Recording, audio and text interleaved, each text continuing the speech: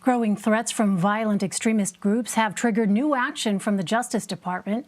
Officials say they'll now create a domestic terrorism unit following outrage from many Democrats.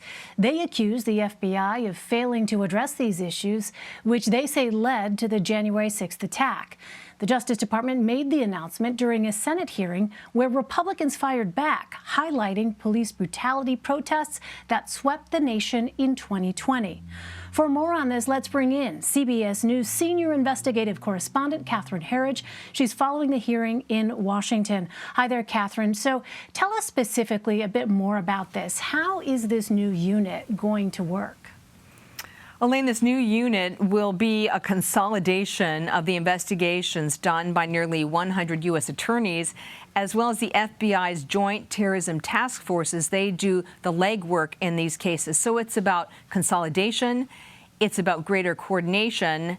As the witnesses testified, the threat from domestic violent extremism remains elevated and is growing among specific groups. They cited anti-government, anti-authority, as well as groups that are motivated by racial animus. And it's in that latter group that they see the most potential for lethal attacks as well as mass casualty attacks. But to be clear, they're talking about extremism, not just on the right, but also on the left here in the United States.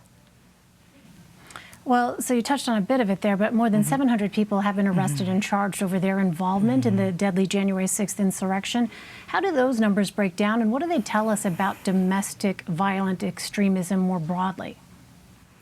The Democratic chairman of the Judiciary Committee, Senator Durbin, reached for some independent data and pressed the Justice Department and FBI witnesses on the fact that he said about 90% of the individuals involved in January 6th were either acting alone or in a very small group or cell. They didn't have an affiliation with these known extremist groups or militias, and he urged the witnesses to make sure their strategy is one that not only looks at what I'll call these traditional extremist groups, but also what it is that's driving individual Americans to take violent actions, Elaine.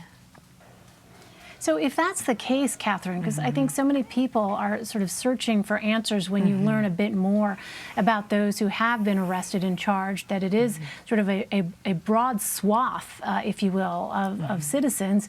What do both this hearing and the January 6th cases actually tell us about radicalization? I've been working in this national security space, Elaine, for 2 decades, and what I've heard consistently from my contacts, current and former government officials and intelligence officials, is that the mechanism we saw at play with ISIS and al-Qaeda that radicalized American citizens right here inside the United States is very much a carbon copy of what we're seeing with the radicalization of individuals on the extreme left and also on the extreme right. The FBI witness testified today that they see lone actors, small groups or small cells, congregate. It creates that kind of echo chamber where their extreme ideas are amplified, and this helps them cross that threshold to violence.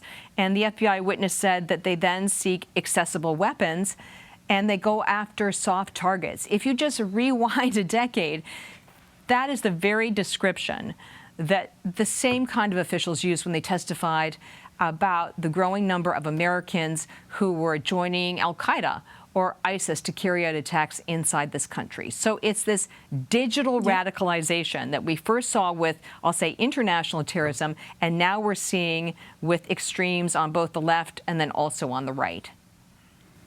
Yeah, the parallels, as you point out, are really quite striking. So overseas, what did we learn about the extent to which al-Qaeda and ISIS are now potentially regaining footing in Afghanistan?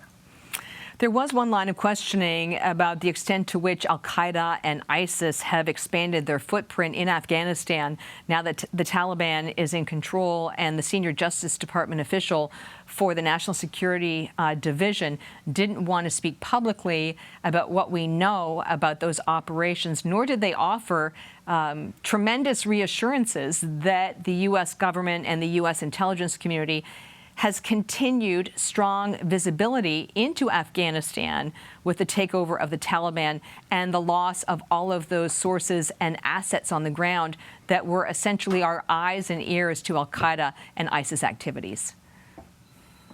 All right, Catherine Herridge in Washington for us. Catherine, thanks as always. You're welcome.